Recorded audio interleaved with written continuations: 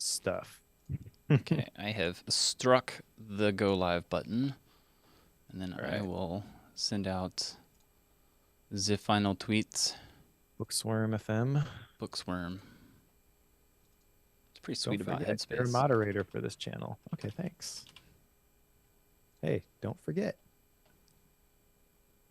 All right. Don't forget all the things. So that's off.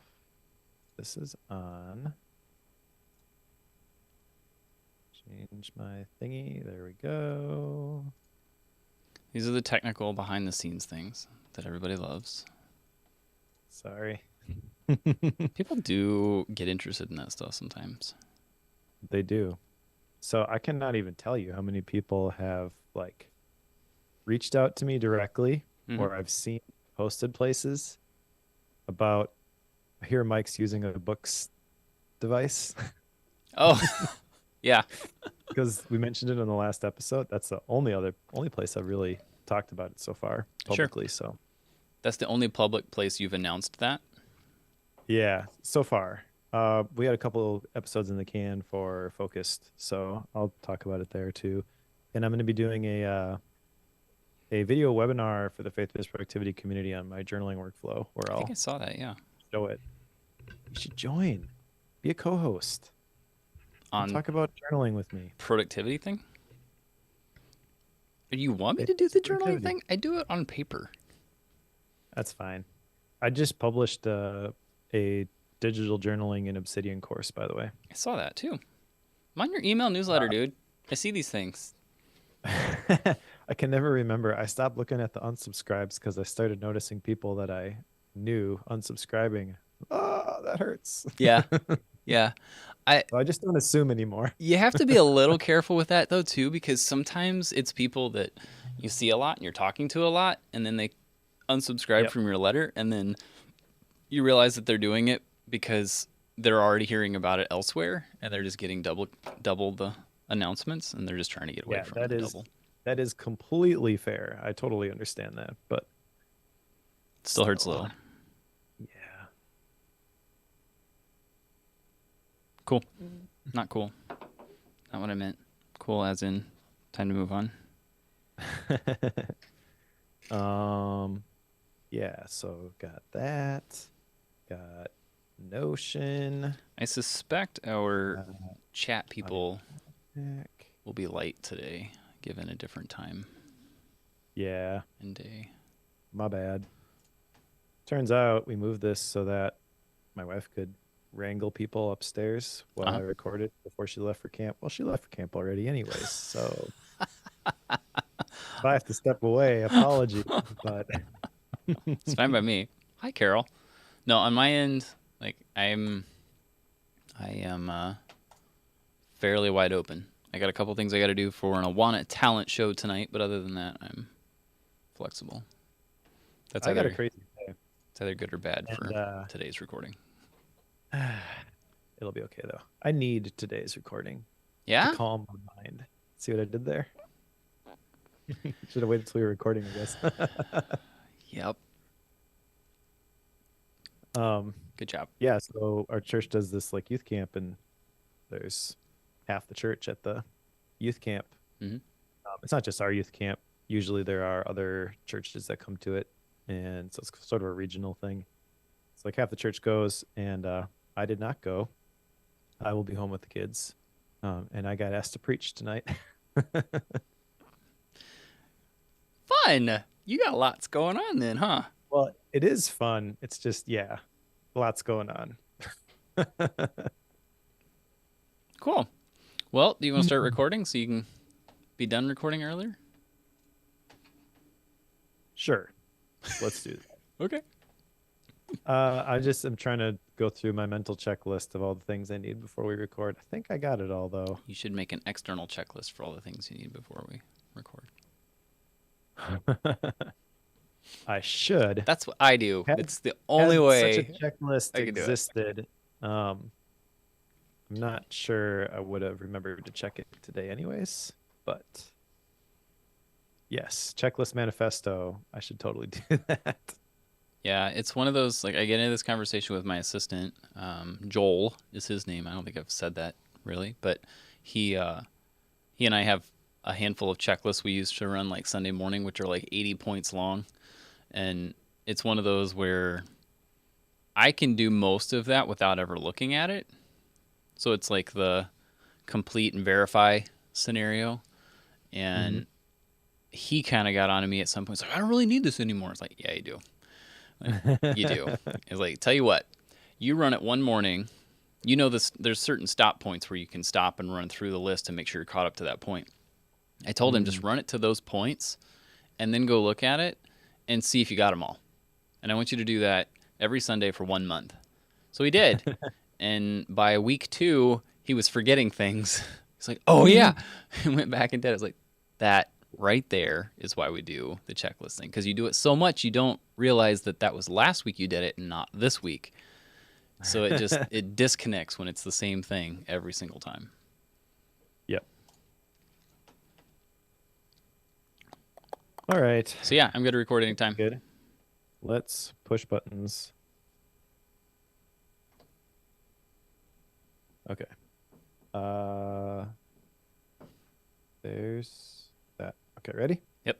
3, 2, 1, click.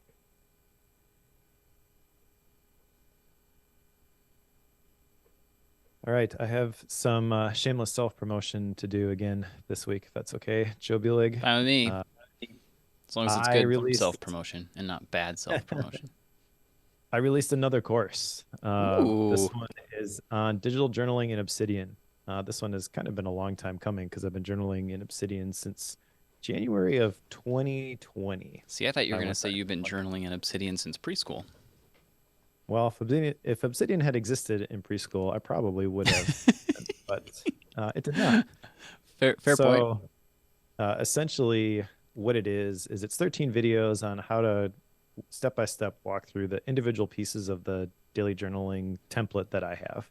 And then you can use the pieces of that to tweak them and apply it any way that you want. I had somebody who has been using Obsidian quite a bit. I think I introduced them to it maybe a year and a half ago.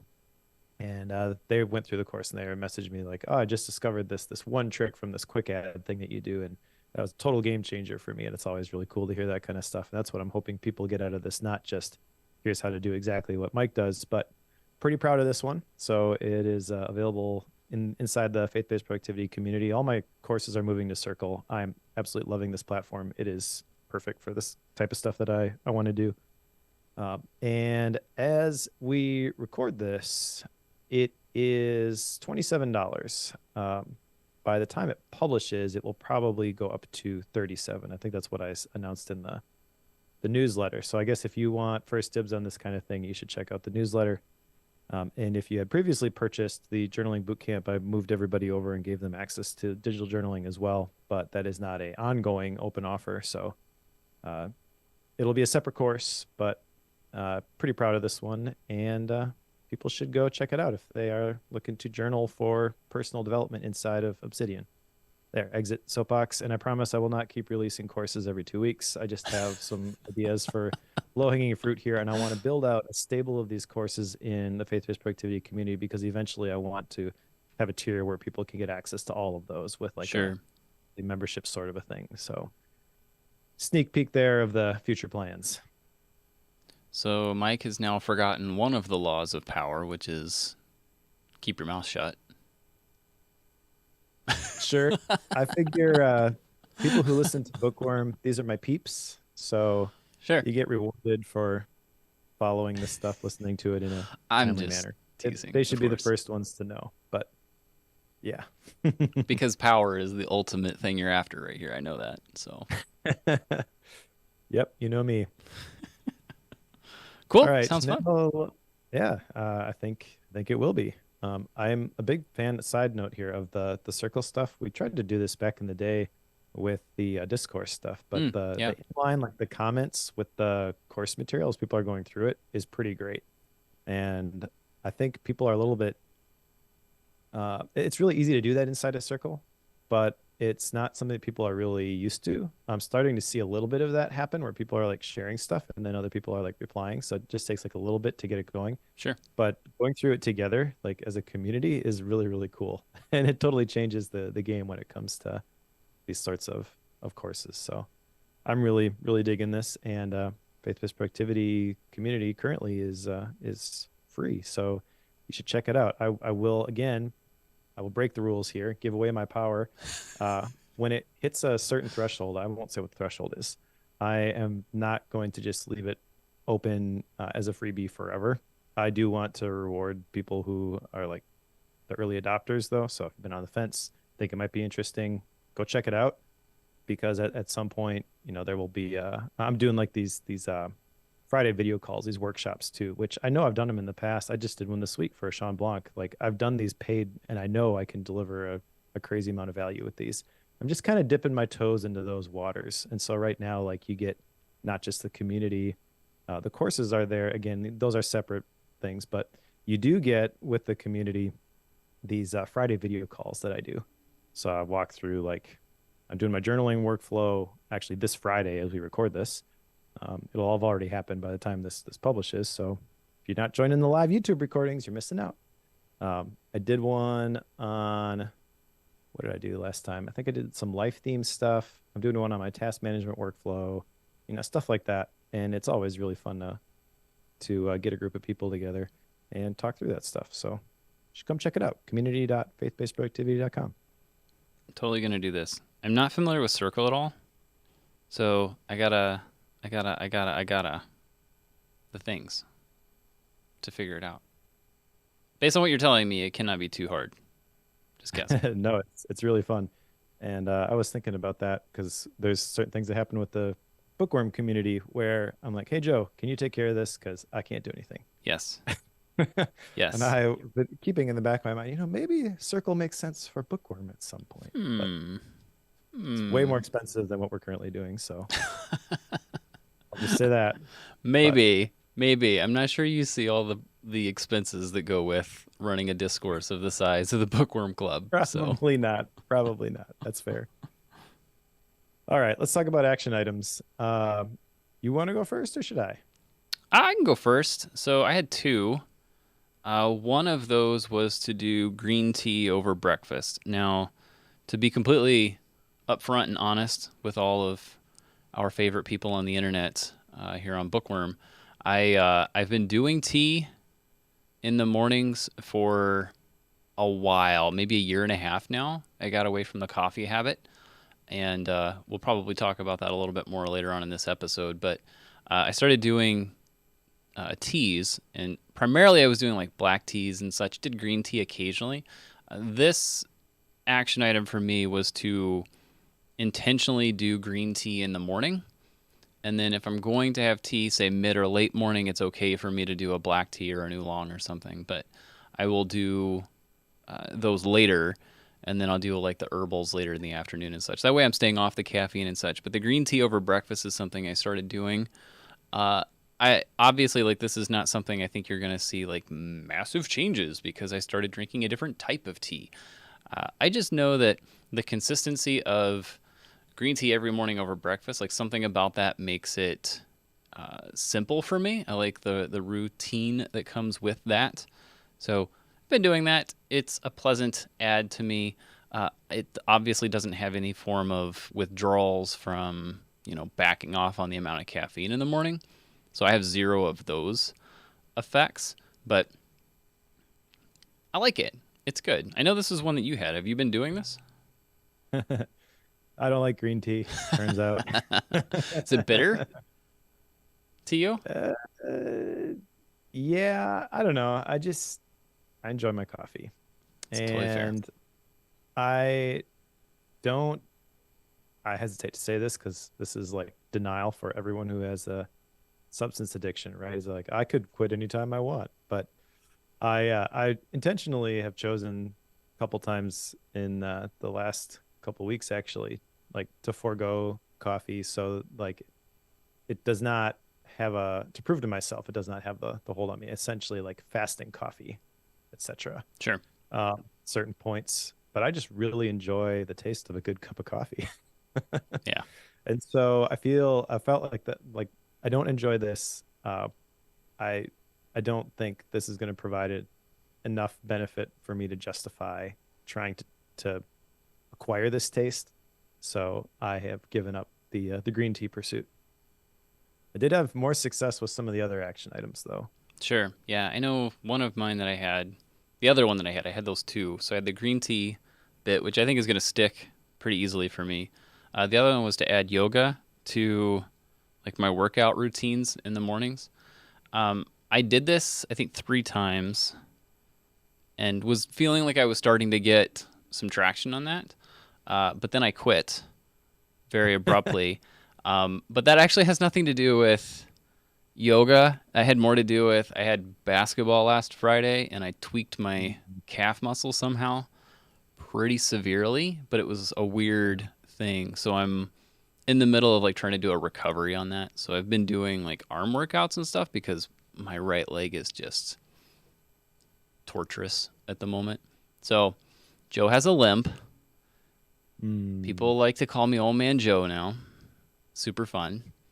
Given the beard and the limp, it goes over real well. I told him I need to get a cane just to complete the whole look. And Your kids get off my lawn. right, right. I was yelling at who was it? I think it was my middle daughter. She was like, "You need to quit doing," and I just made some stuff up. Like, "You need to quit brushing your hair with your toothbrush," or something along those lines. I don't remember what I said. And she's like, "You are a cranky old man." It kind of seems that way. Anyway, I hurt myself basically. So all of the twisting and stuff that goes with the yoga routines I was doing not happening here for a bit. So got to do some recovery. Great fun. Not what I wanted to do, but here we are. Bummer. Well, I hope you have a quick recovery. I did not have yoga as an action item, but I did have more stretches, specifically sun salutations, which I don't like. So you're aware that So a sun salutation is yoga, correct? yes, yes, you Okay. could You, argue you just that don't want to the call it that. yeah, it's fine. Okay. The stretches that I do are very much like yoga because it's not you do this one and then you stand up and then you do another one. I kind Hmm. of like I've done them enough. I kind of go from one to the other. Like looking at the diagrams of the sun salutations, it's all like one continuous movement, right? Mm. And that's kind of what I do with my stretches. Uh, there's at one point I'll like do a plank, another point like the downward dog sort of thing from yoga, right? But I refuse to call this yoga. It's just stretches. Okay. I'm not going to do more though. Like this is enough. Fair enough. I tried, yeah, the sun salutation specifically seemed like the way that those movements were like that would be really good for me, and I have no doubt that it would be. However, the last couple weeks have been a little bit nuts at the day job, so I consider it a win that I have done the bare minimum of my stretches, and just trying to add the sun salutations to it was too much. Uh, didn't enjoy it when I did it, and yeah, limited limited benefit. Um, I guess, part of this is not an indictment against the actual action items. A lot of this I realize is totally timing, and this is probably the worst time for me to try green tea, but I did, so All right. whatever. All I Valid. can do is report on the results. But yeah, I recognize that I maybe didn't give it a completely fair shake. That's okay. I need some stability right now. I did, however, get some success with the no screens 1 hour after waking up or 1 hour before going to bed. Okay. Not 100%, but I'm moving in this direction. And I mentioned last time the Onyx Books Tab Ultra, terribly named, amazingly expensive e-ink Android device that I've been using. So I don't consider this a screen. And you could argue that and say, well, it really is, but it is essentially a journaling tool. I don't even have access to the stuff that I would do on a screen, and there's no blue light. So it's win-win for me. But other than that, this has been going well. I've been doing the analog Bible reading.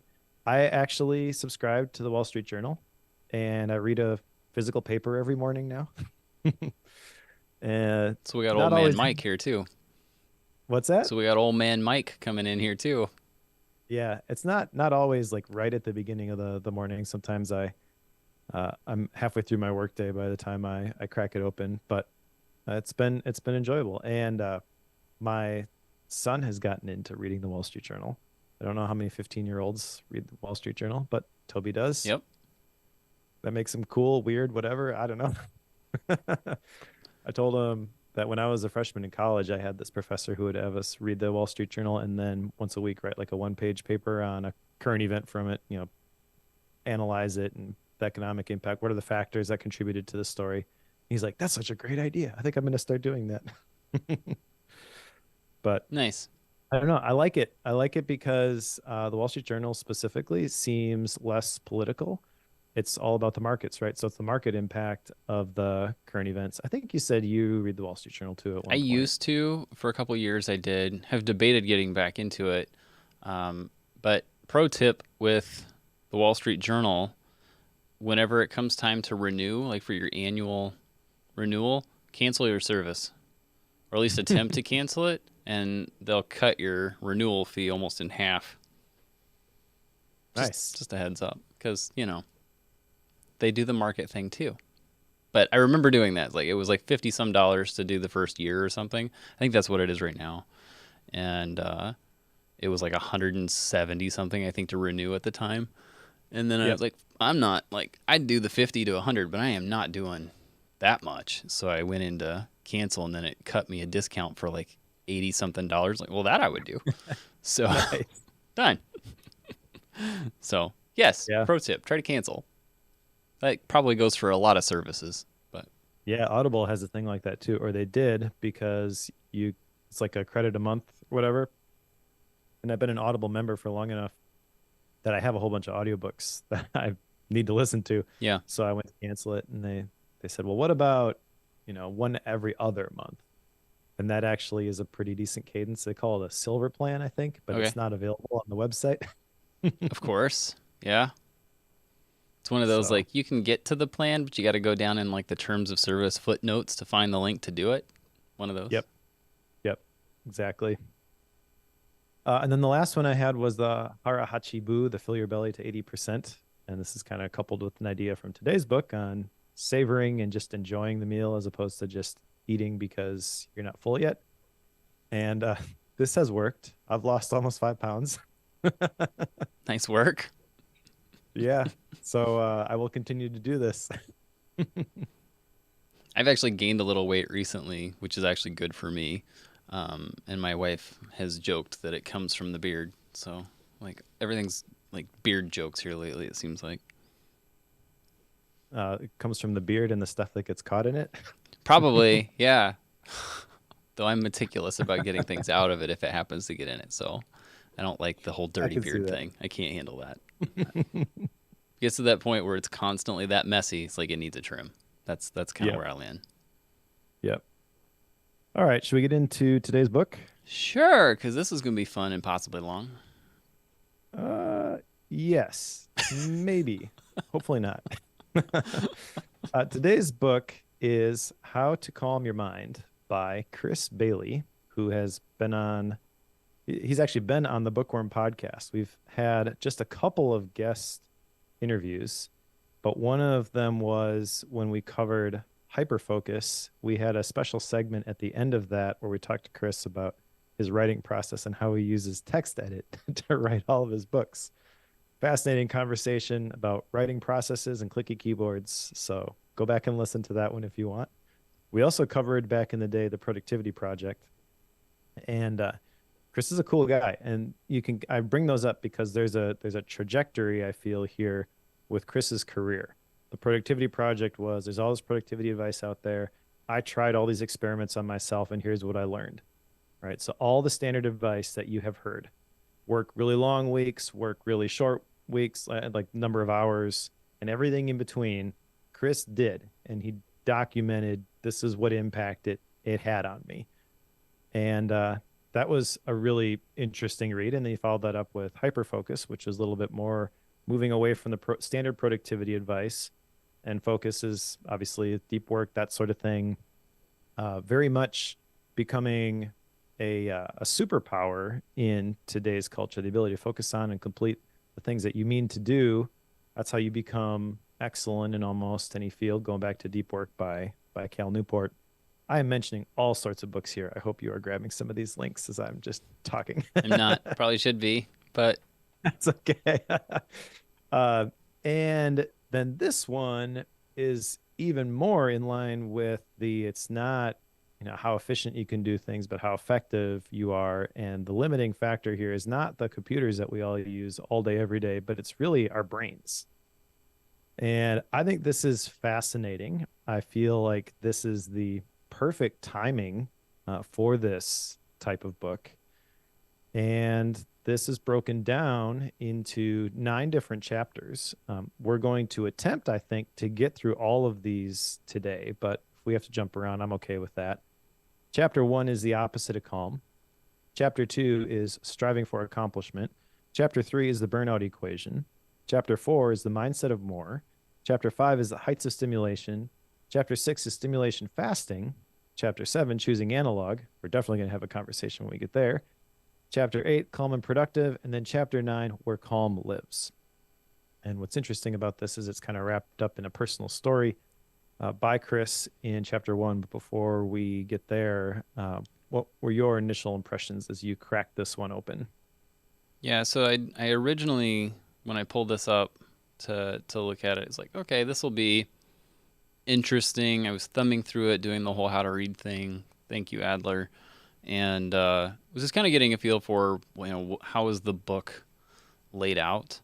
And whenever I started doing that, I noticed a bunch of stuff where it was talking about anxiety. It was talking about a whole bank of terms that I know we've covered a lot. So I was a little bit leery that like this was going to be a continuation of things we've already talked about, and that there should probably be a a an entire book about each of these topics, and this is maybe it's going to be complete overlap. So that was my original thought.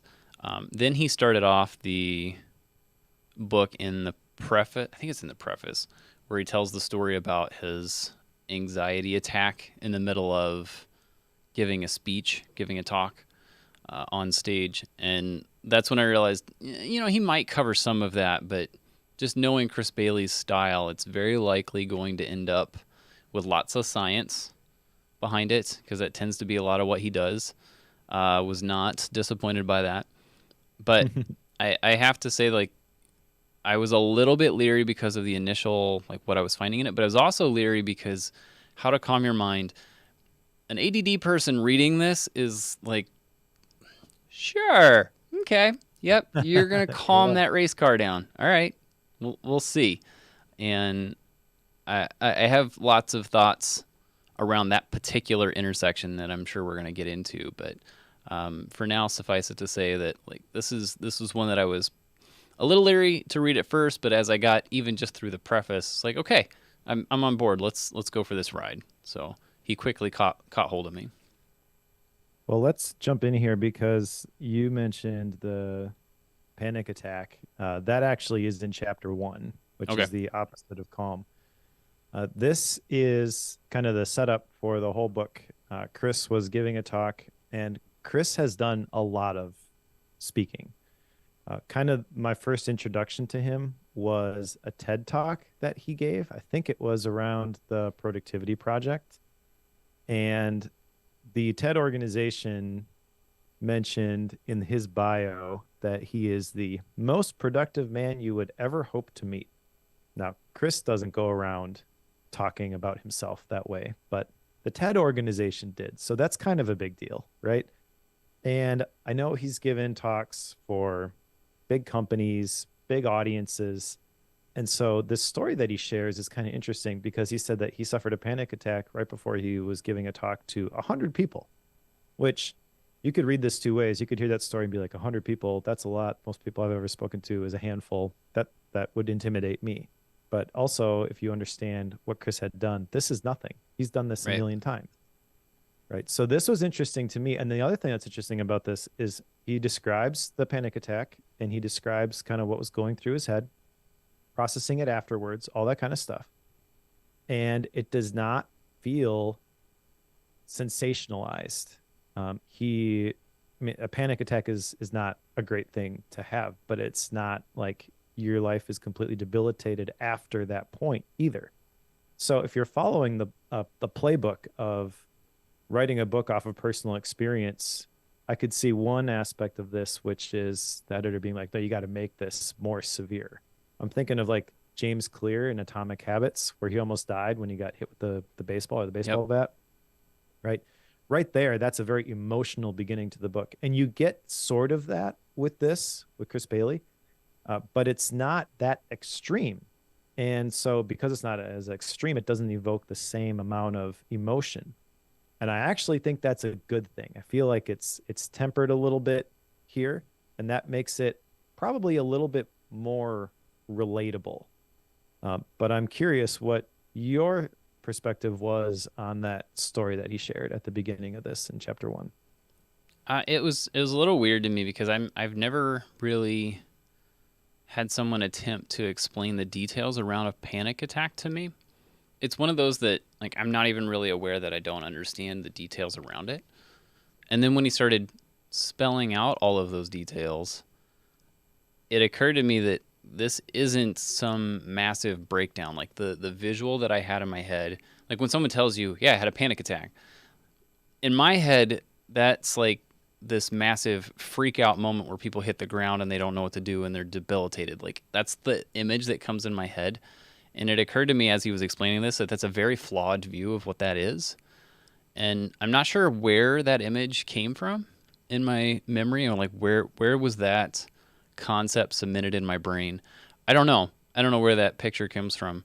This is absolutely not it, and it made me wonder if I've had something like that, or if there've been people around me, because obviously I work in the AV world as well. Like that's a big part of my job, so I'm around people speaking on stage all the time, and sometimes it's people who've done it hundreds, if not thousands, of times. I just had one of those speakers come in this past Sunday. Just wanted to know, what mic do you want me to wear? And he's got the rest of it under control. And then I have people who come in, it's their first time speaking, and it's like, oh, I have to wear a mic. How do I put that on? And where do you want me to stand on stage? I'm like, in the middle. Like, you're the speaker, you stand in the middle. Like that's kind of the conversation that we have to have. Uh, so I kind of wonder, have I witnessed panic attacks before and not been aware of it? Because this was a very personal, like, here's what was going through my mind. I blanked out, like, felt like it probably looked like I was ill as I was speaking, like that type of thing. Not what I had in my head as far as what this could look like. But it was more of a, as he was explaining what led to that and like what his process was for preparing to speak, per all stereotypes, he was doing absolutely everything right. Mm-hmm. He was relaxing before he went out there. He was collecting his thoughts. He was preparing well. And then he goes up and has a panic attack in the middle of the talk. Like that was very difficult for me to wrap my head around and a little alarming on my part. Yeah. Well, since reading this book, I have experienced one of these. Oh, fun. It- I mean, it's not fun, but it also That like was in jest. it's not debilitating. I I don't want to get into the specifics of it, but there was a point in the last week or so where I was under a pretty significant amount of stress, and some of it was of my own making, as it tends to be. I'm the person who wants to know exactly how to hook up the microphone, like you were talking about, and want all their questions answered. That's just my personality. It gets me in trouble sometimes. And yeah, like one night, my heart was racing. I started sweating, like just as I was laying in bed about to go to sleep. Just like all of a sudden, my body just cranked it up to 11, and I had to like get up and walk around. I could not sit or lay underneath the weighted blanket anymore. It just felt completely suffocating. And I didn't even realize it till after it was kind of over. And I was like, wait a second, that's what Chris described. So, um, I Yeah, I think we should probably move on. The next chapter is where we get into some of the stuff that contributes to this, and I have an action item from this actually, so I'll continue that story From because chapter 2 or 1? this is chapter 2 now. Okay. So chapter 2, striving for accomplishment. He talks about the stress inventory, right? And actually, chapter 3 is where he gets into like the Maslach inventory.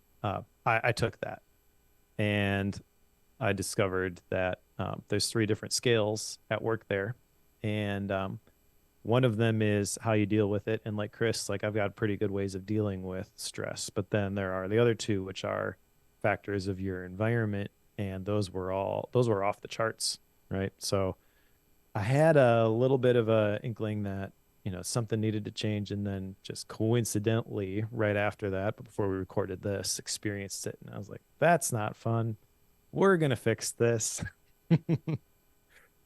Right. But chapter 2, this is really setting the stage for that kind of thing. And this is me in a nutshell, striving for accomplishment, right? Because we construct our identities based on what we achieve.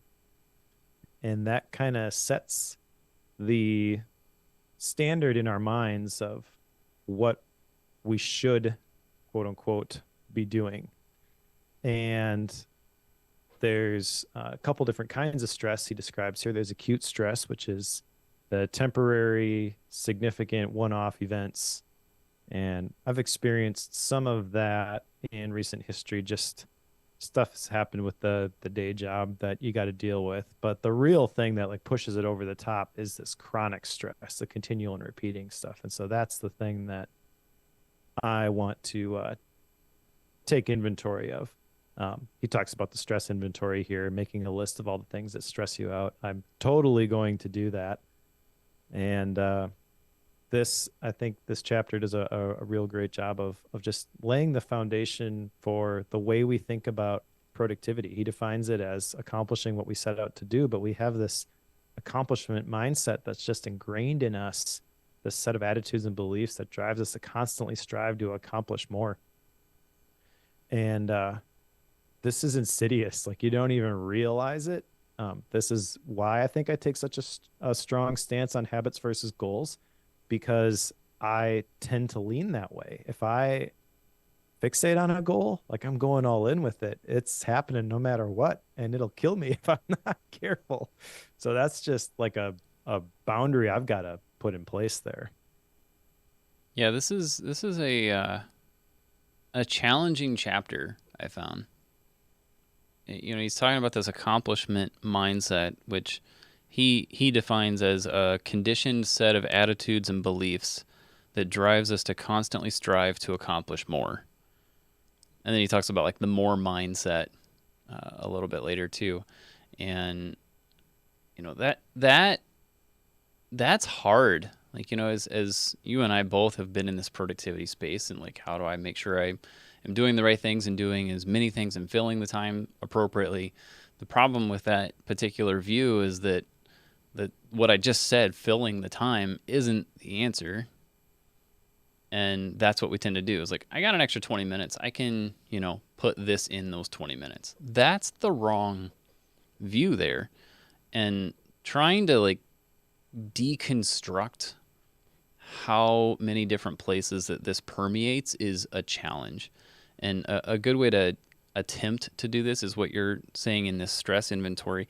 The part about that really struck me was how many things were like small, like borderline pitiful things that attribute to this stress, this chronic stress, this low grade stress that builds. And Yep. it was simple things like, the printer doesn't work well in the office. Well, number one, no printers work well in the office. And two, like, yeah, that is a form of stress. If you have, all the social media apps on your phone, it's pretty easy to find stress whenever you want by checking those constantly. And it's very easy to like even the very, very, very low grade stress of, did I get an email or not? Like, that's a very minor thing. but compounded with all the other little tiny things that add just that itty bitty tiny stress moment, that's all Hmm. it takes to slowly build this. He mentions later on that stress is, it goes in and out. I think he used the analogy of a pipe, like as you have stress and it's putting it into this pipe, unless you have an outlet, it's just going to keep building the pressure until something explodes. Like that's essentially what you're up against. And I really like that picture, that like that mental picture. It's like, okay, every time I'm checking my email and wondering if my boss has responded to the thing that I need to hear about, or I'm waiting for that video file that I haven't received from that member, and I really should have had that yesterday. Is it in yet? Like that stress can start to build, and you start accumulating all of those, and it gets to be a big deal. So I want to do this stress inventory. I'm a little nervous about how long this could be, Yeah. and I'm a little nervous about the ramifications of identifying these. If you follow what I'm saying, like Yeah. it could get to be rough. Like he even calls out, like, some of this might mean that your work environment doesn't allow you to get away from it, which is very possible and for a lot of people. So then you got to make some decisions on, are you going to learn to cope with it, or are you going to make some massive changes to your work environment? Like that's what you have to come up with. So I do want to do this, but again, we'll see what the results are. Well, the thing with that, I think, is yes, these are environmental stressors, but that doesn't mean that it's purely the other people in your environment's fault that this is happening. Some of it, for me, anyways, I realize is just self inflicted. Like, no one's expecting me to do this, but I do it anyways. So if I can just control my own behavior, then I can make some of this stuff go away. So that's what I want to do with the stress inventory. I'm not building a list so that I can realize how bad I have it. I mean, if you're looking for that sort of evidence, I'm sure you'll find it, Yep. but that's not, I don't think that's a productive use of this action item. But if you recognize where it's coming from, then you can figure out tweaks to the systems in your environment to help alleviate some of that stuff. I think that's what we should be trying to do with this. But anxiety, he talks about, this is a normal response to a stressful situation. And anxiety is the unpleasant emotion that's characterized as a state of high mental arousal. Calm is the polar opposite of that. And that is the pleasant emotion characterized as a state of low mental arousal. We tend to live in this state of high mental arousal. So that's why I'm reading the analog paper. That's why I have the Onyx books instead of looking at my phone or my iPad at night. Could I do this stuff on those devices? Yeah, I could, but I don't even want the possibility. I don't want the door to be open to any of that stuff. So I'm building stronger barriers there to keep my brain on track. One other thing wanted to point out from this, we do this to ourselves a lot of times because we want to know what's going on. We want to stay informed, right? That's one of the things I think everybody probably fell into that trap during COVID is constantly checking the news because you want to figure out what the heck is going on in the world. But that is very detrimental. He shared a statistic that watching 6 hours of news about the Boston Marathon bombing actually caused more stress than being in it. I'm guilty of that. High fact finder. Yeah. So be careful there. I guess there be dragons. Yeah, I'm not a news fan by any means. But yeah, no, there's a lot in this chapter. One thing we haven't talked about was he has this strategy called productivity hours. We were talking Hmm. about the stress inventory. Obviously, you can take that too far, but the productivity hours are basically defining the time you're going to do different types of work. What hours in a day are you going to be productive? What hours are you going to put towards your work? What hours are you going to put towards hobbies and such? That way you're not feeling guilty about having taken time from your family to go do work because you already set aside that time for the day. It's very reminiscent of like the whole time blocking thing in my head. That's what that was. It's probably a little bit different the way he's explaining it. It's like, here are the 8 to 9 hours I'm going to put towards my work for the day. And then I'm going to spend 3 hours with the family. Like that's kind of the broad level that he's talking about. but just having that defined is what sets the expectation, which then can help your mindset when you're off those productivity hours, because then you don't have that accomplishment mindset where you're feeling like you constantly need to do more. Yeah. I have an action item with that too to add a transition time block to my schedule as a result of that. I think that's really a powerful idea. I want to address something that Black is talking about in the chat about the. It seems like that's absurd, that statement that I made on the research that Chris was referencing about the stress from being in the Boston marathon bombing as opposed to reading about it. I have a sister-in-law who has run the Boston Marathon several times, so I understand this. He's not saying that you were physically hurt by the explosion, but there is psychological trauma when that happens. You're like, oh, that could have been me. I was there, 5 minutes before that happened. And so it plants this seed in your head of, do I really want to go back there? And like, I don't know if I want to be in that same place again. And you just, that fear directs your life that way, right? Well, the same thing can happen not from being there, but being way on the other side of the country, having no possibility of being in that place when that thing happened, but just reading about it, you're self-inflicting that stress on yourself. And who would consciously choose to do that, right? So our brains are leading us down a dark path at that point, and that's what he's talking about. That's what we should be careful of. It's not the physical effects of that. And Um, I was trying to find it, but I was vaguely recalling that the way that he was saying it was the same as far as results in the world of like PTSD and such. Like you're having this traumatic stress response, and I think that was the part that was worse after watching the 6 hours versus having been in it. yeah, and one specific event, Chris has tons of research, so you can go read all those research papers if you want to. I did not, but I do trust his research. I feel like he's earned that in my opinion.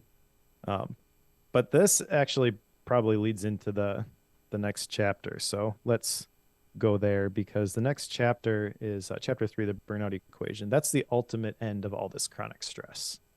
In isolation, any of these one things is, you could argue, not really that big a deal. It just is what it is, and I can learn to deal with it, right?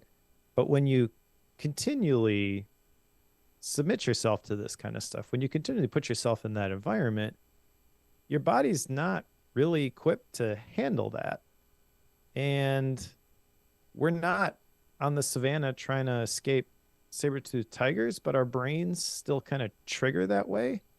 And so when we do our just checks and we pull out our phones when we're waiting in line at the grocery store and we go to the news site and we see the headlines, which are designed and written in a way to make us angry so that we continue to read, with no consideration of the effect that that's having on the psyches of the people who are reading those sorts of things.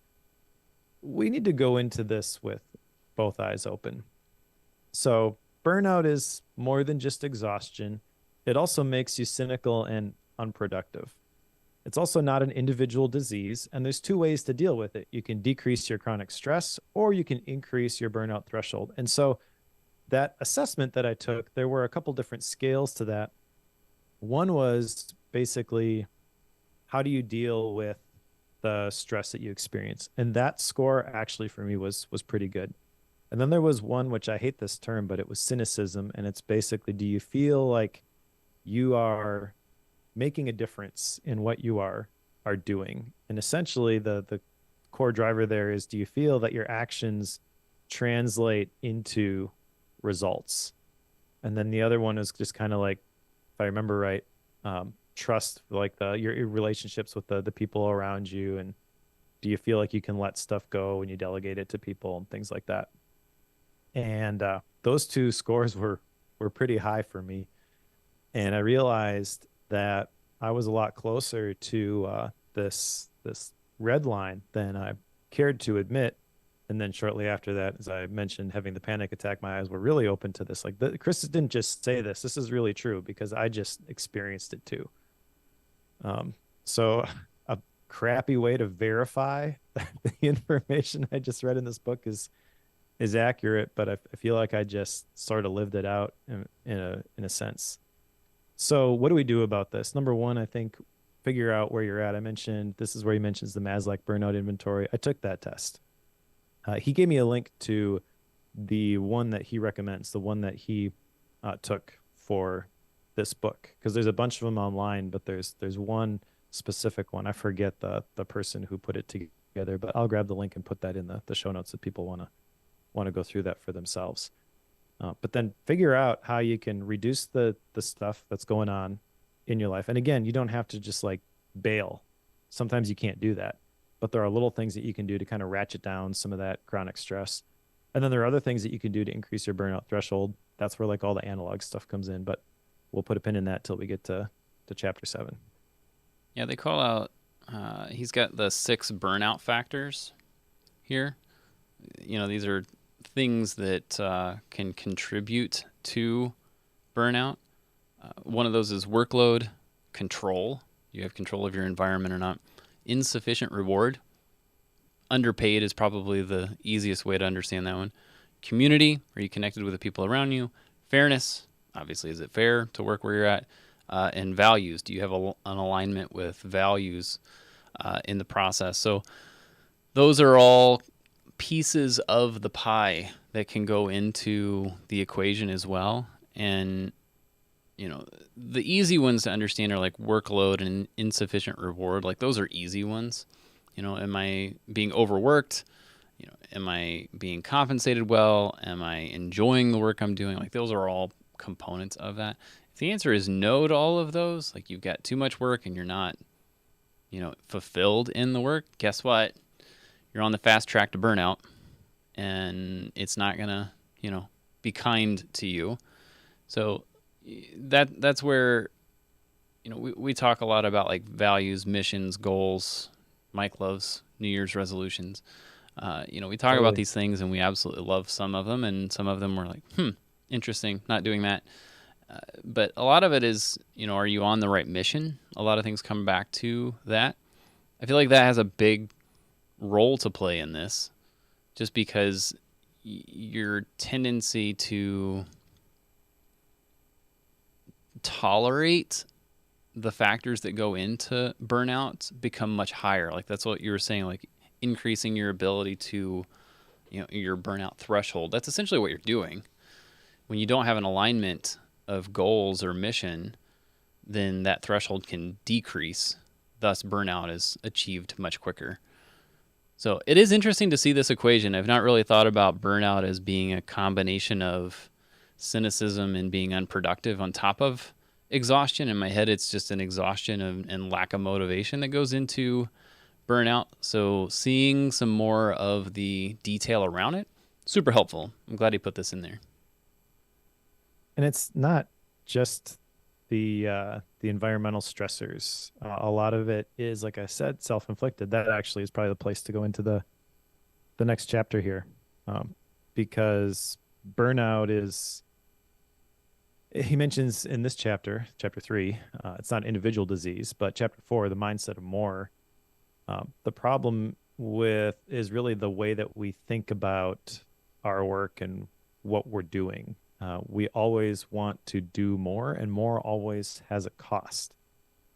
He says that the problem with more is that it conflicts in the areas that we strive for more in. It's a delusion or a mirage, if you want to think of it that way. And this is where he gets into the whole idea of dopamine and the neurochemicals of the here and now network, which I think is fascinating. But the big thing to call out here, I think, is that dopamine is not the pleasure chemical like we've traditionally heard it defined. It's actually a chemical of anticipation.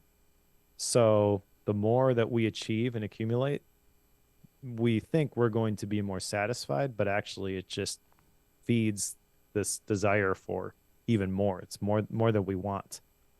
And he mentions that the polar opposite of anxiety is calm, right? Well, the polar opposite of burnout is engagement.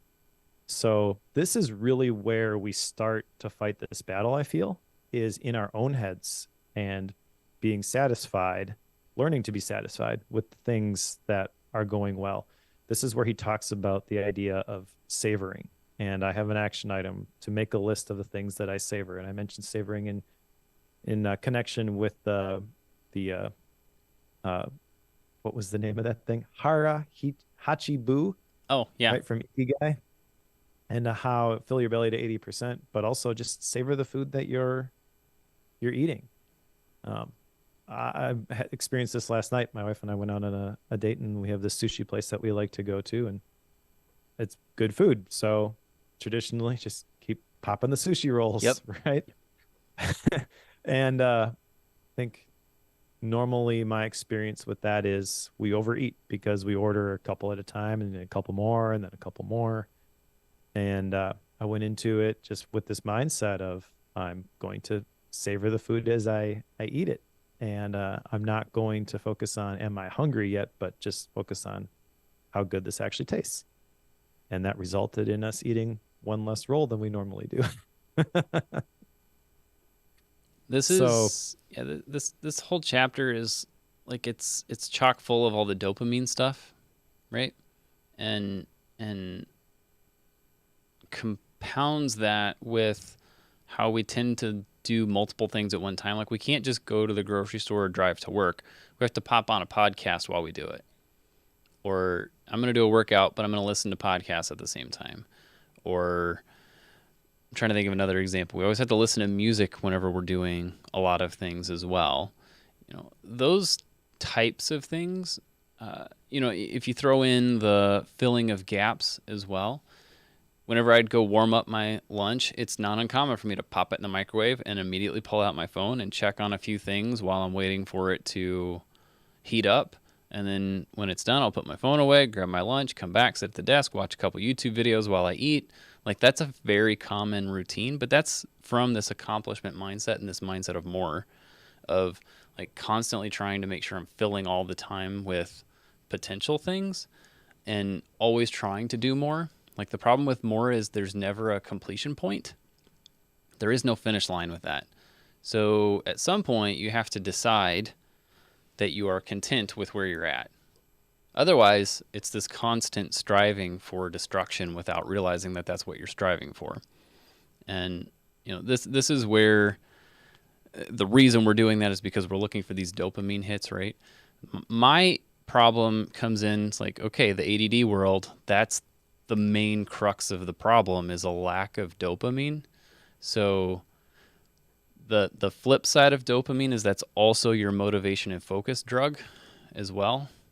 Like that's the problem that comes into this mix is like, okay, you can get dopamine from, the YouTube hits or the TikTok hits, but it's also the thing that you need in order to focus. So if you're extremely light on it, then what do you do? And he'll talk about this a little bit more in the next chapter, but that was like what I was processing. It's like, okay, I specifically medicate this problem, and what he's telling me is not wrong. It's actually probably on a very heightened scale, even more so than what he's explaining, which is a bit alarming in itself because he goes into a lot of detail on how we do this. And it kind of left me with, now what do I do? Now, that said, I did try a couple things today, one of which I did right before we recorded. I did what I just explained to you, went to go warm up my lunch at the office, but I did my best to not pull out my phone for that. And the only way I managed to stop the habit was I left it at my desk when I went to go warm up my lunch, which did work. That minute and a half in the microwave was an eternity. Like that took forever to warm that up. And that was enough to convince me like, okay, I have a problem here. Like I'm filling these gaps, even though this is a thing that I've talked about. I don't want to fill all these gaps all the times. And somehow this has crept back in.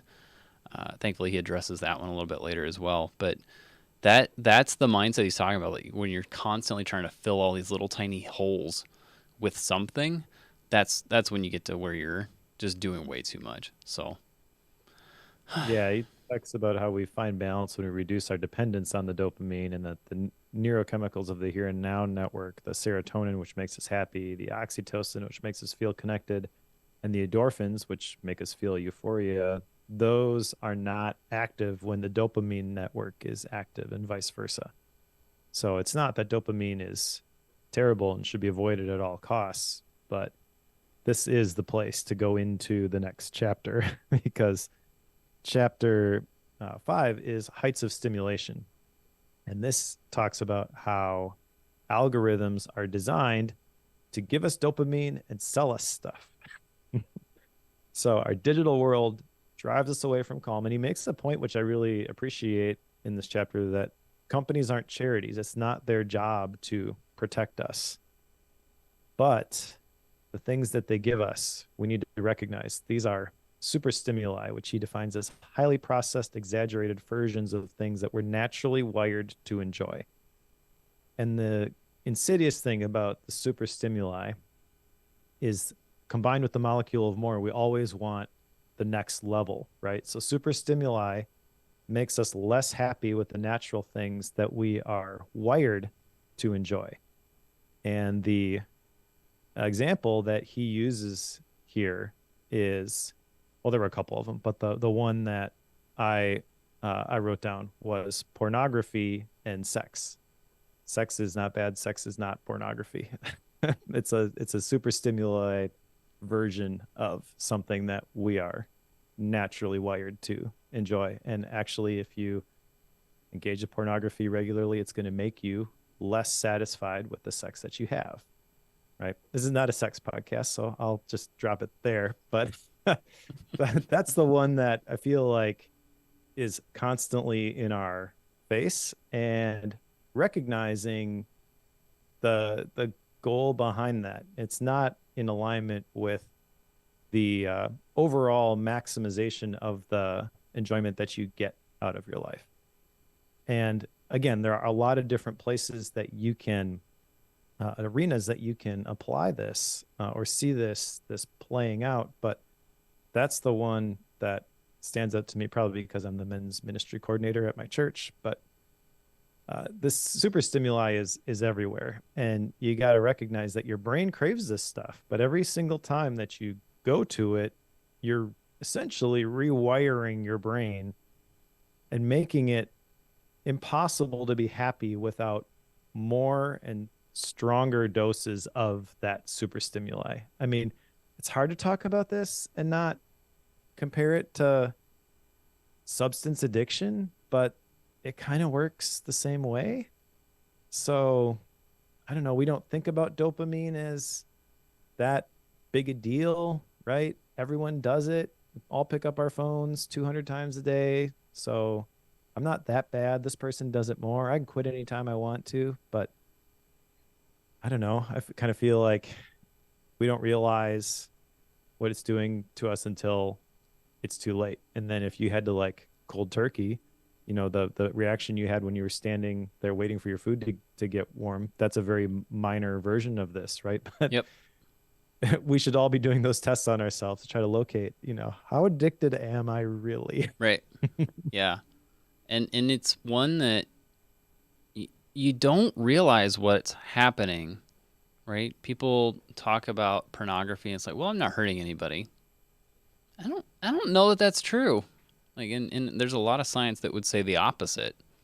And in a lot of cases, that's just one example. There are other ways that people can get addicted to things that are specifically trying to increase dopamine. Probably one of the biggest out there outside of the pornography addictions, fitness and workouts. Like, this is huge. People Sure. absolutely get addicted to this.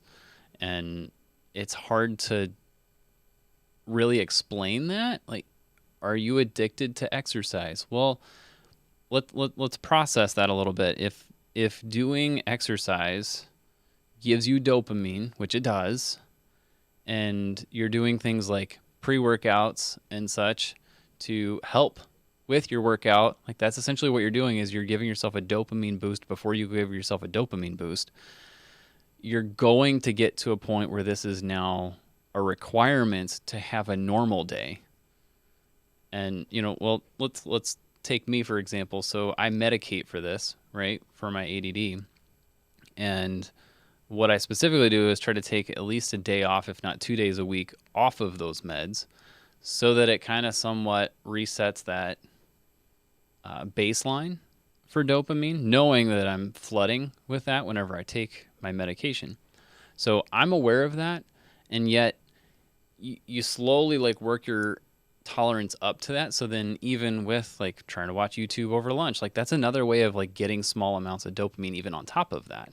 You wouldn't think that would be necessary if you're medicating for it, but yet it is still there. So every, maybe 6 months or so, I'll try to take an entire week off of medications where I can to help like bring even the upper levels back down. So you have to play those games whenever you're doing the medication piece. But this is where it leaves me like, okay, if I'm not helping myself with all these little things, it's obviously going to be hurting the major ones as well. So that's what I'm trying to, balance with all of this, knowing that I play this game in a lot of detail, so much so like I've done this long enough and paid attention to it. I can kind of feel when those dopamine hits come in at this point because I've watched it so closely for a while. That's kind of where I'm at with it, but it happens way more often than you would think. Like, and it's one that's got me a little like, this is more prevalent than I was aware of, and I'm probably causing more problems than I want to admit. So, Joe has some more work to do. We all have more work to do. And the thing that we can do about it is actually probably the subject of the next chapter. So, chapter 6 is stimulation fasting. All right. So, one of the things side note here that I really like about this book is how these kind of lead from one chapter to the next very organically. So, heights of stimulation, we talked about the majority of that, but essentially, like the higher the dopamine hit, the harder you'll come crashing back. So, lowering your average stimulation height is the goal here. That's the purpose of our downtime. That's the calm we're after, but we have trouble achieving that a lot of times. So stimulation fasting, the big question here is, do you have more stress flowing into your life or out of it? And is what it is, right? Measure it, figure it out for yourself. But this is where he gets into the idea of the dopamine fast, which is stepping back from stimulating rituals that lead us to convenient hits of dopamine. I remember talking to Chris when he was just starting to play around with this idea. It was probably like a year and a half ago before he was going to write this book. He's like, I'm going on a dopamine fast. I was like, what the heck is that? But he explained it to me in 30 days, not going to use my phone, etc. And that standard Chris Bailey, the productivity project, it's like, well, that seems kind of crazy, but cool. Let me know how it goes. Yeah. Yep. And he did. Yep. This is par for the course. It's just what he does. All right. Yeah. But reading this chapter and kind of the idea behind this, I feel very strongly after reading this that this is something that I should consider how to do this. I don't think I'm going to go all the way like he did, but that's really not the point. Like you can just totally cut it off, and that would have a very positive benefit probably in your life because we probably have more stress flowing into our life than out of it, and a lot of it comes from this dopamine that's attached to the computer that's in our pockets 24/7. But that doesn't mean that you won't get any benefit from even a little bit of this. And so I mentioned I'm reading the Wall Street Journal every morning. I'm using the Onyx books. These are all things that happened actually after I read this book the first time. So this really got me thinking, like, how do I lower this in a regular way? And I do want to actually do a dopamine fast. I want to figure this out for myself. What are the specific things that I would just completely cut out if I were to fast it, for a set period of time? And I'm looking forward to reporting back on that because I feel like I'm getting more inspiration from this daily. One of the things that I would have not included in this previously would have been checking Twitter because I still think there is value in creating for Twitter for the stuff that I do and the people that are still there. But as we record this about a week ago, maybe 2 weeks ago, by the time you listen, Twitter turned off access to third-party clients like Tweetbot, Twitterific. Twitterific was the one that I always used to look at Twitter. So I didn't have the ads. I didn't have the algorithmic timeline. I just had the people I wanted to follow in a list, right? Well, I can't do that anymore. and I don't like it. So as a result, I don't have a way of checking Twitter. So will respond to mentions and DMs, but I don't go there anymore. And at the time when I first came across this, like that was something that I wanted to keep. It's been taken away from me sort of involuntarily, but I realized afterwards, like, oh, actually, I don't feel like I'm missing anything. Yeah. So thanks, Elon, for incentivizing me to not use your service as much. That's cool. Uh, but that's got me thinking, like, what other things would I have said previously? No, I got to keep this, that I should consider giving up at least for a little while. I don't know. I feel like I got some momentum with this, so I want to think about this and figure out what my dopamine fast is going to look like. Yeah, I kind of want to do the same, but I don't think I'm not going to call it a dopamine fast. I'm calling it a dopamine reduction, but I'm kind of coupling it with the stress inventory because my suspicion is that those two are connected in some form. So I'm kind of going to I'll put it as two different action items, but I think it's actually buckled together, but I'm not 100% certain on that. So I'll leave it as two different things. Yeah, as far as like the whole Twitter thing, I was always a Tweetbot user. So then I got the notification that popped up like, hey, this has been shut down. And that's when I realized, wait, I also have another way that I've checked Twitter, which I've like turned my timeline into an RSS feed. I forget how I did that, but I've got an RSS feed for my timeline and I've just kind of checked it there. And the way that I check it, it lets me reply, retweet, like all those things from there without actually having to go to Twitter at all. Kind of the same thing as what I was doing. So it's like, I'll just do that. Like that makes it easy. But I do the same thing with Mastodon. So it kind of all looks and operates exactly the same to me. So I'm not real sure which one I'm on at any given time. Probably better that way. It probably is better.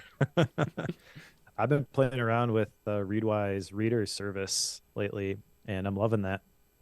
That's one of the things that I'll look at on my Onyx books. Just the RSS stuff that Sure. typically I would not go to that. I'd go to the higher dopamine sources, but that's better and more calm. Okay, we got to talk about analog versus digital. That's the next chapter here, and this one I have been not anxious, that's the wrong word, excited to talk to you about ever since I first read this book. Before we get into the specifics here, I want to ask you what you thought of this and this chapter and the way that it addressed the analog versus digital question. I thought it was an interesting way of coming at it. You know, there's basically a what are the things that you're doing, and some things are you can only do them digitally. Checking email, you can't do that in an analog form. As far as I know, there are no services out there that will take your emails, turn them into letters, and mail them to you, and then take your handwritten letters and turn them into emails and email them for you. I'm not aware of that service. If it does exist, that would be fascinating. I'm probably not paying for it, but That sounds terrifying, it actually. kind of does. Yeah. The thing is, like, some things are primarily digital, some things are only analog. I cannot split wood on a computer. That would not go well. And there are the things that float the line or can sit in the middle. Journaling. Like, well, you can do that digitally. There are some perks to doing it digitally. Should you do it analog instead? You know, planning your day. I think that was an example that he had. You know, there are a lot of ways that you can do that digitally. He does it in an analog form. And if you have things that can float the line between those two, he's encouraging you to choose the analog. He's also a TWSBI fountain pen fan, which he called out, which I was, we can be friends. And as far as like my opinion on how he came at this whole analog conversation, I feel like he did a pretty good job with it. And it was encouraging to me to see that, you know, in the midst of all of this, you know, I've read books where they talk about, you know, the benefits of analog, obviously. And that's one that I know, you know, can come up quite a bit. I've not really seen someone take the task of, not really gone through the task of, here are the things that I do on a monthly basis. Which one of those can I do in an analog form? Like, I haven't really seen somebody take that approach. which he kind of does. So I was appreciative of that. Honestly, it's just kind of cool to see, him encouraging the analog space as well.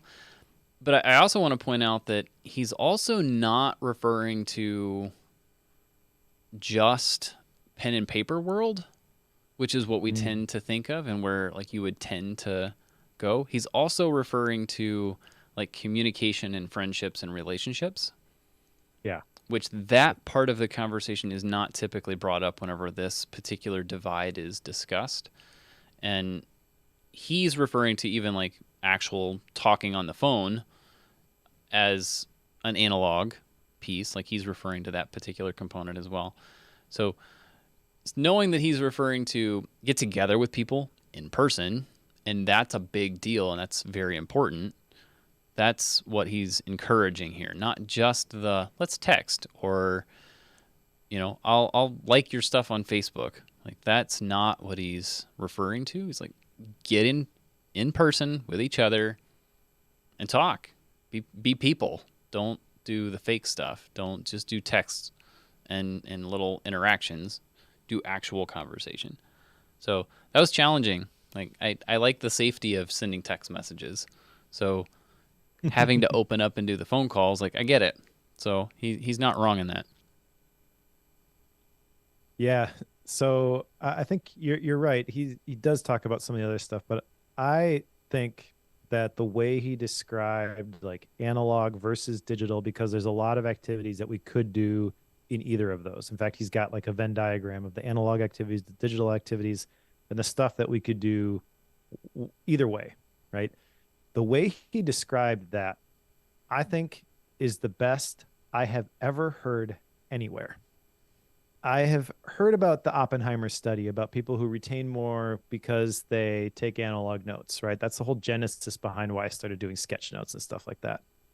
I've picked up like bits and pieces of this all over the place, but I've never heard it condensed down the way that he did it. So I want to just highlight a couple of things that he says here at the in this chapter, which I think are just great.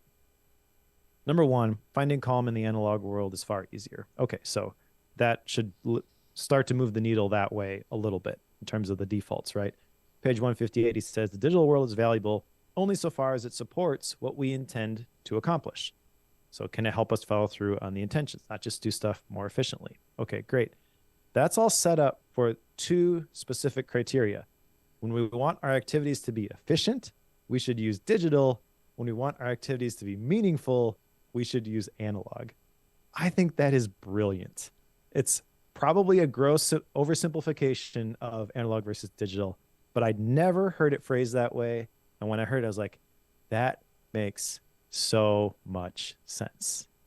Right. And there are things that I do digitally that you could argue like be better to do these analog, but I recognize that there's efficiency that I'm gaining by doing it digitally that supports the analog function. So we talked at the beginning about the course that I created on journaling in Obsidian, right? Journaling in Obsidian, I'm doing that digitally, but I'm doing it digitally so that it can support the analog practice of my personal retreats every 90 days, right? So recognizing what is the actual benefit to me of doing this activity and using that to help choose the right tool for the job. And then I have an action item here of deliberately choosing analog tasks that straddle that digital analog divide. I actually think that I've started to do that already. That's kind of the genesis behind the Onyx books. That is a digital device, but I'm using it in an analog way. It's shifting the needle more towards analog. I already mentioned the paper that I'm reading every day. Like there are things that I have stronger and clearer definitions for the boundaries to be established. And what that does is it makes me less likely to cross them because I'm surrounded by this technology all the time. I could go grab my phone and I could go to these places and do these things. But when I know why I'm doing something a certain way, then it's easier to resist the siren song of the screen.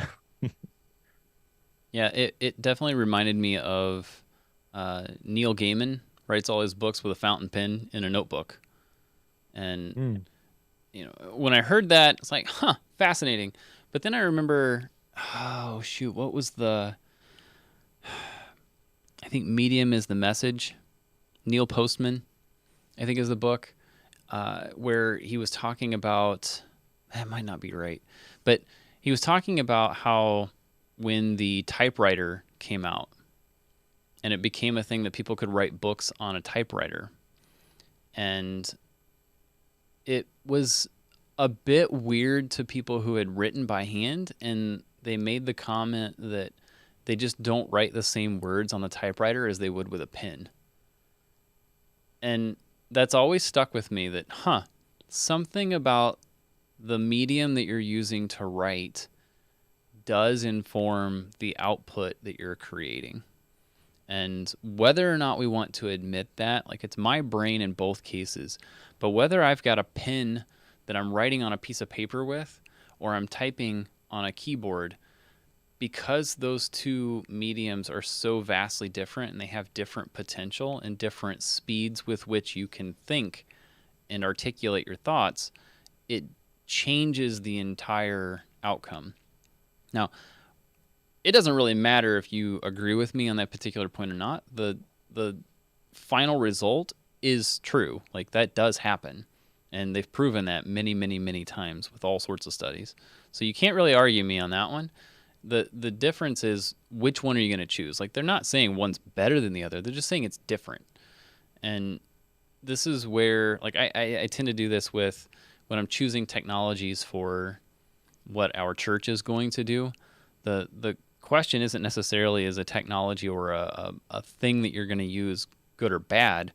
You know, everything either adds and detracts in some form. Like it's going to add some benefits, but it's going to have some negatives that come with it. Almost everything does that. You know, a hammer, is that an inherently good or bad thing? Like this is the classic example, right? And it has a lot of benefits, but it can have some downsides. Like the fact that it exists has some negatives that come with it, whether you want to admit that. And I'm not going to discuss those because they're too gruesome, but that's the concept here is like, okay, I can do this digitally, but is that the right choice? If I use it appropriately, if I'm able to control it, maybe, you know, like what you're saying with journaling, that's probably perfect for you. For me, that's a bad idea. Just because I know like the accumulation of that journaling each night into a digital tool, the benefit of doing that is exactly zero to me, but the benefits on a daily basis of doing it in a notebook are quite high. So the benefit that I would have to get collectively to do it digitally would have to be extremely high to overcome the negatives that I would deal with on a daily basis of doing it digitally. But that, again, that's me personally. I'm not saying that's most people. That's probably an anomaly, but that's ultimately what he's getting at here. Like, okay, well, there are pros and cons of doing this each direction, and I love the whole efficiency versus meaningfulness thing because that like hits home. Like, maybe this is why I like pen and paper so much. Yep, definitely a pen nerd, paper nerd. Whoops. Well, I think the thing that kind of solidifies this for me is that the best parts of the digital world, there's three criteria here. They save us time. That one's easy. Add features to our analog lives. You can't say that about a lot of the digital stuff we choose to use, and connects us with others. He talks a little bit about loneliness in this chapter too, and how that is important.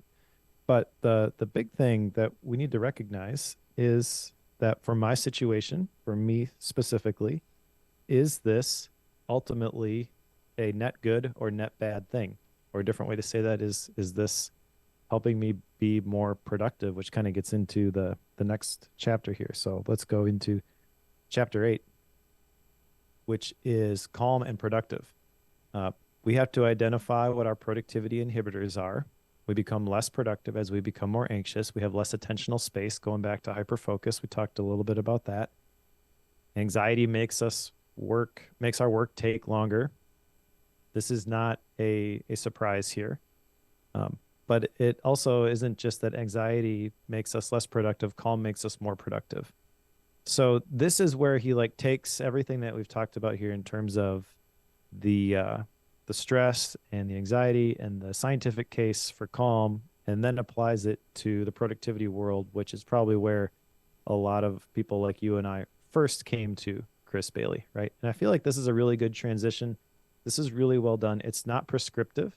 I don't think it can be, because I think you have to kind of figure out for yourself what productivity means. And yeah, he defines it way back in chapter 2, I think, where he talks about how productivity is accomplishing what we set out to do. So applying that to analog versus digital, and is it helping me be more productive? Is it helping me be more calm? Is it helping me follow through and take action on the things that I intended to do? He says on page 211 that a calm mind is a deliberate mind, and a deliberate mind is a productive mind. I think that encapsulates this perfectly. And he says that if you value productivity, you must invest in finding calm. All of the life hacks are not going to work. You're going to reach a point of diminishing returns with that kind of stuff. And I feel like anybody who's been in this space for any length of time, like you and I have, we've kind of gone through that journey. We've recognized that. That's why we have, or I'll just speak for myself, why I have like the visceral reaction to the life hacks and the systems books. And I'm like, I don't trust that. Right? Because I have fallen into that trap, and I recognize that it's not as simple as they make it sound. I have one additional action item from this chapter. I have so many action items from this book. It's You do crazy. have a lot. I'll say that. Yeah, I want to add a journal entry on how the day went when I shut down. So this is getting into like the specifics of how I journal inside of Obsidian, but I have like different, I've got the daily questions, which I've talked about. I've got habit tracking that I do in there on like just a couple of things that are really important for me every day. And then I've got like these different gratitude section, journal entry section, wins section. Basically, what I'm saying is like I have ways to enter entries into those different sections. As part of my shutdown routine, which is a previous action item, I want to add something here, just creating a quick journal entry on how did today go. And I want to do that because I feel without taking stock of how I feel at the end of the day, it's easy for me to dismiss it and come back tomorrow morning and be like, "Ah, it really wasn't that bad." Right? I need to force myself to think about that at the end of the day when it's fresh. Otherwise, I'll just ignore it like it doesn't exist. And I feel like I've done that too much. So I need to start to notice this a little bit more. And I feel like this is a way that can help me do that. I think one of the things that this particular chapter taught me that I am probably going to hold on to for quite a while was just how much time calm gains you, which is backwards in my brain. Like, okay, if I'm going to be slow, deliberate, and only focusing on one thing at one time, obviously that is going to lead to less work being done.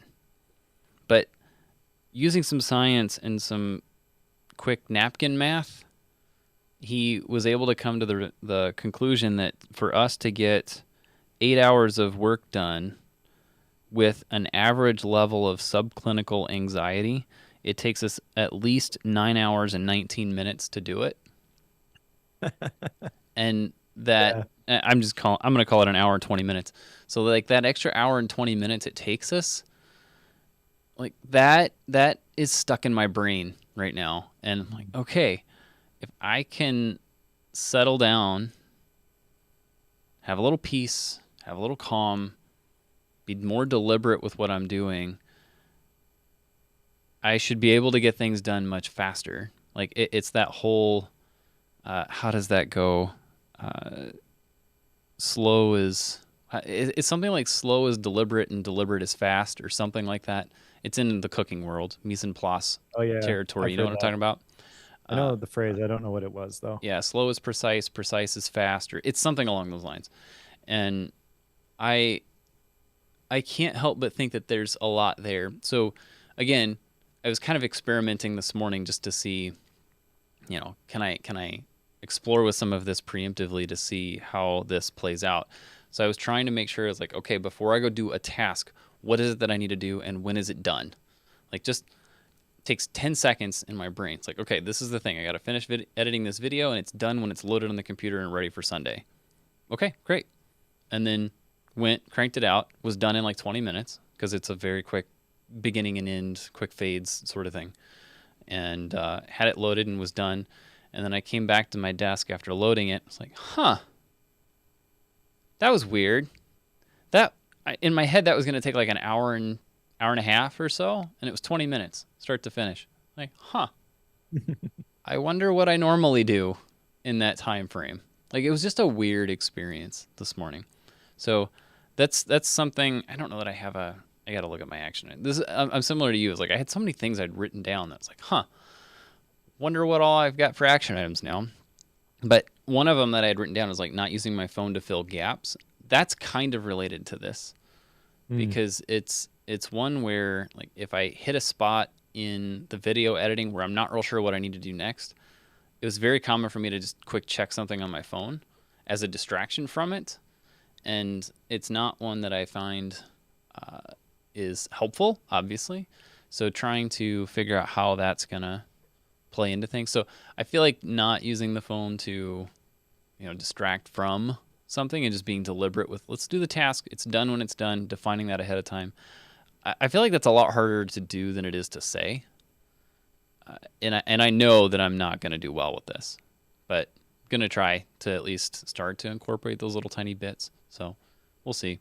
But this is where things get to be like the rubber hits the road, right? Like let's try to get some things done, but realizing that the anxiousness that comes with, this chronic stress piece is actually slowing us down and making it worse. Like that just kind of busted my brain. Like, okay. Yep. You're not wrong, and you've got math to back it up. Okay. Math. It's hard to argue with math. Exactly. Let's close up here with the last chapter. This is kind of extension of what you were talking about, chapter 9, where calm lives, because he basically says that there's lots of different strategies you can use to find calm. And so you were talking about some of the specific ones you're going to try, right? The journey to calm is very personal. The answer is internal, not external, right? So you can start by recognizing that your environment is contributing to this, but you can't stop there. That's not the solution. Calm isn't exciting. That's the whole point. So this is just kind of an admonition to think about everything that you have heard so far in this book and think about what you can do to start to move the needle and gain a little bit more calm. One of the things that I think this book does a great job of doing before we get into style and rating is just giving you not like a plan, do these things. There's no system to be recognized here, but it feels like it's impossible to go through this without having some of these seeds of ideas that Chris has planted spark something like, oh, I could totally try this, right? Which is why we have so many action items from this book. It's written in a way that it kind of inspires that. And so this last chapter is really just an admonition to think about this for yourself and try to do something. You don't need to do one thing with the goal of this is going to completely eliminate all of the stress and I'm going to achieve calm and that's going to be it. And I'm never going to have to deal with this again. It's a journey. You're going to have to constantly be looking at the contributing factors and making adjustments probably. You're trying to get progress, not perfection here, but do something. And I think this is a great way to end this book. Yeah, he does a very good job of, here are some things that help with this particular problem. Here's a way that you can process this particular issue. Here's some questions you can ask yourself if you want to, consider stress at a different level. And there is no like prescriptive, you should do these things. Now, he's kind of got the air of, you should do these things, but it's not in a way that leads you to think, I'm either going to agree with him and do these things, or he's full of it and I'm not touching any of these. Like that's typically at least my reaction to these things. So the fact that I've got 5 down here, that tells me that, there's a lot of opportunity in this. At the same time, it means that there's a lot in this that strikes home. And I realize these are the shortcomings that I have, and it's in an area that permeates all other areas in my brain and mindset. So it's hard. I feel like it would be very hard for somebody to read this and not realize something that they need to work on, here that could Mm. have a pretty major impact on their life. So he does end this well. Like basically take it or leave it. Here's some stuff you should do or could do. Please do so. That's kind of the way I saw it left. Yeah, so that's the perfect transition here to action items then. I guess I'll go through mine first because I have a gazillion of them. Not actually. I think I have eight. Uh, so number one, add a transition time block to my schedule. Talked about that already. Number two, create a stress inventory, things that are contributing to that chronic stress. Number three is actually done already, but that's take the Maslach burnout inventory. I'm curious if you wanted to do this too, so I'm not going to share the specifics of my results, but if you wanted to talk about that and follow up next time, happy to do that. Number four is to make a list of the things that I want to savor. Number five is to prep for my dopamine fast, if not begin it. Number six, deliberately choose analog tasks that straddle the digital analog divide. I have already done a couple of these that I called out, but I want to continue to think on this. Maybe there's some more that I could do here. Number seven, we didn't talk about this one. It's time to try meditation again. But yeah, I don't have any spoilers I'll share with this, but I'm incentivized to try it again. Let's just say that.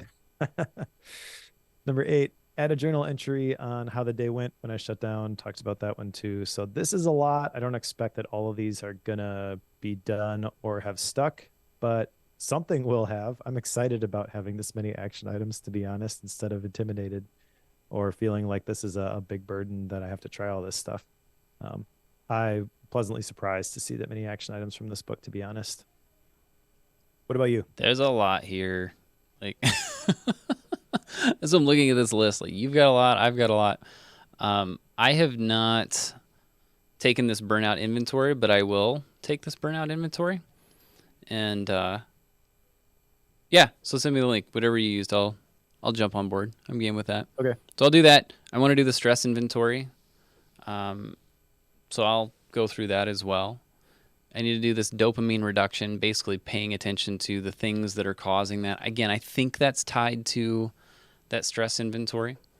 I don't want to be using my phone to fill gaps. Trying to get like my evening journaling thing up and running again. And because I've been doing it on and off, but I haven't been doing it consistently.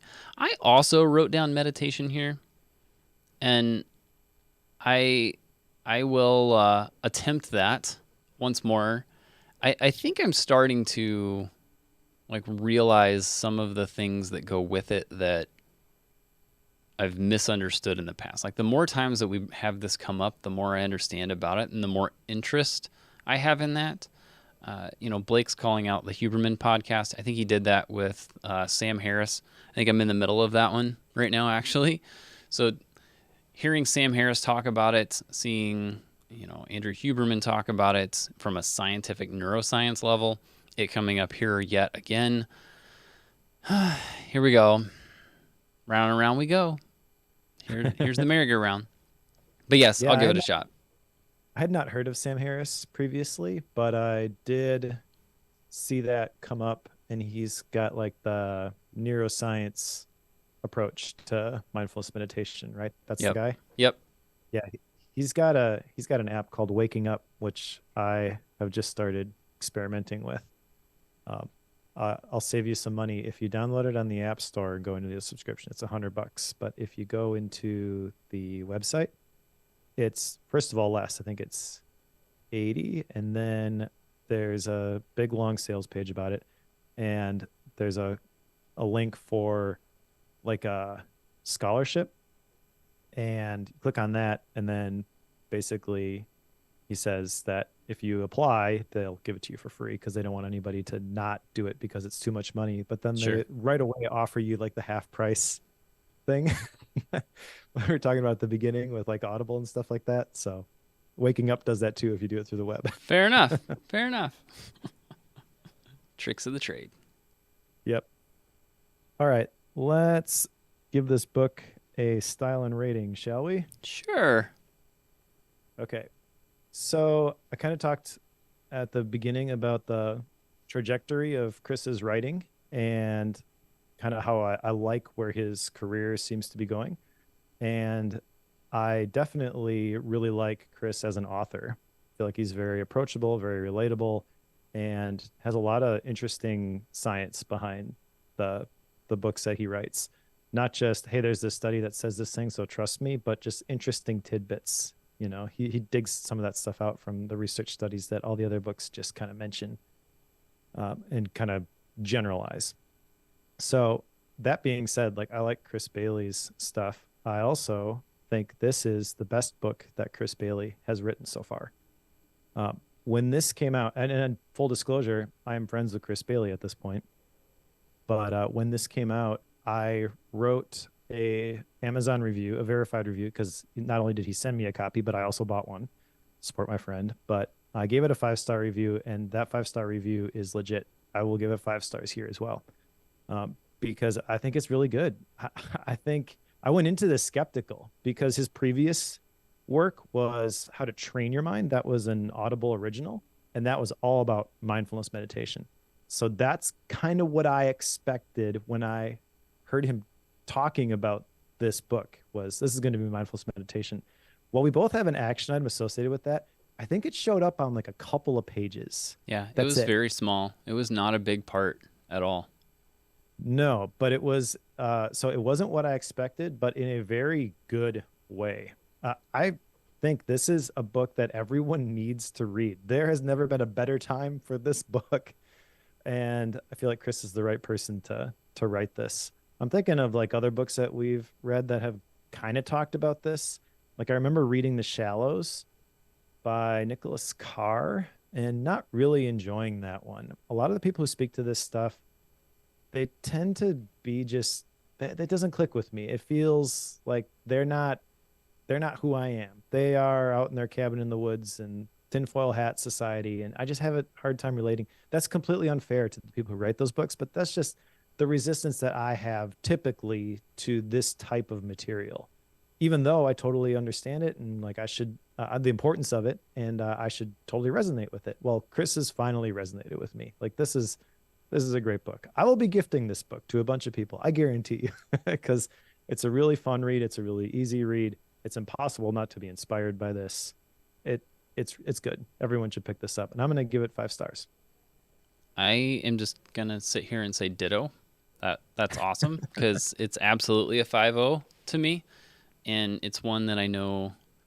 Like we've read a fair amount of books about like digital minimalism, the shallows. Like we've read a lot of these that talk about the digital stuff.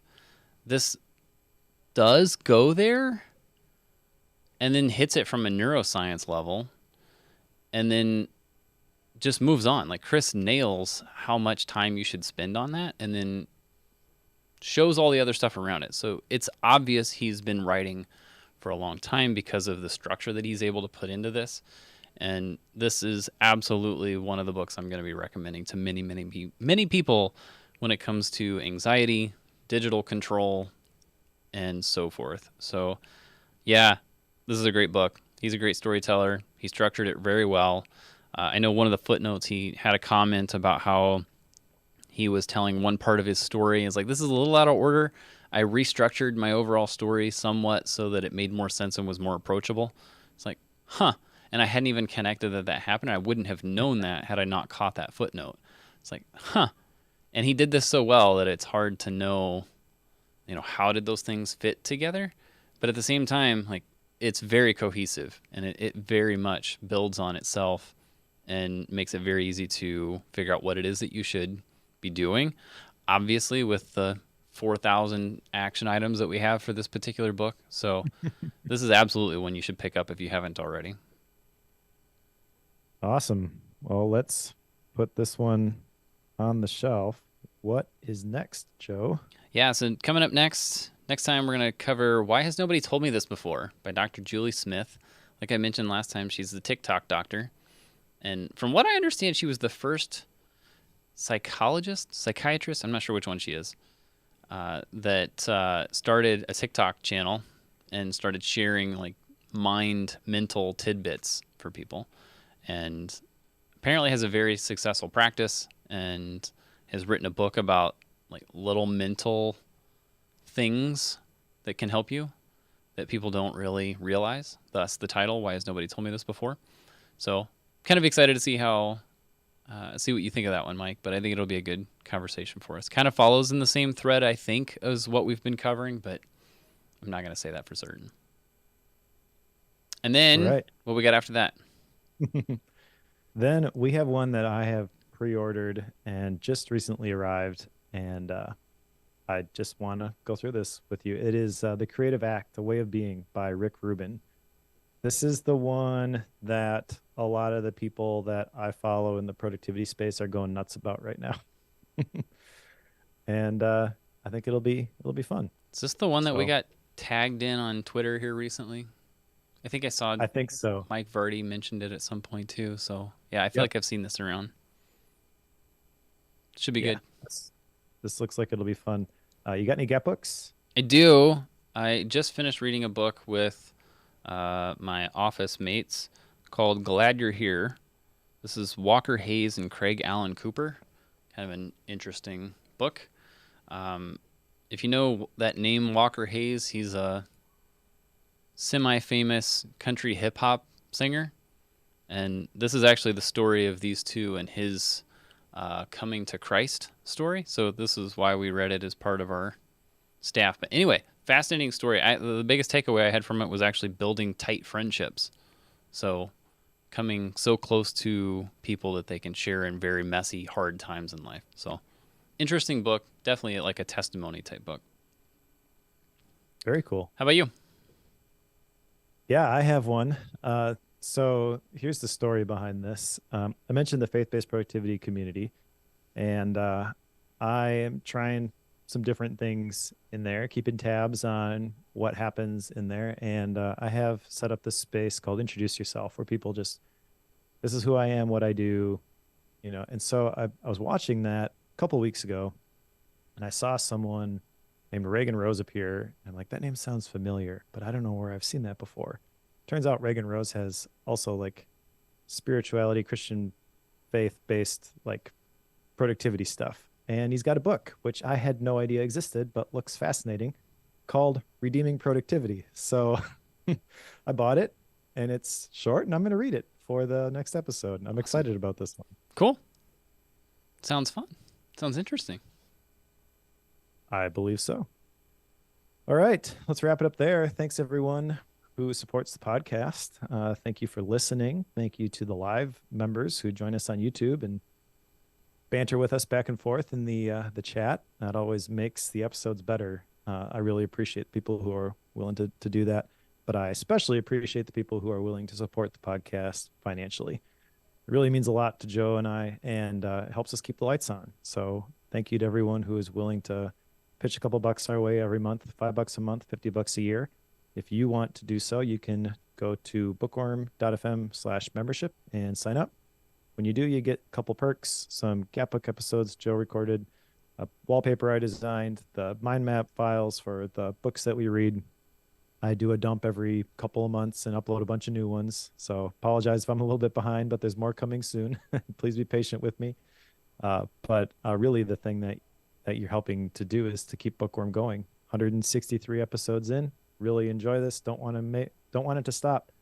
But that requires us to pay the bills, and so you help us do that. Thank you, everyone who's willing to financially back the podcast. And for the amazing people who read along with us, pick up Why Has Nobody Told Me This Before by Dr. Julie Smith. We'll cover that one with you in a couple of weeks.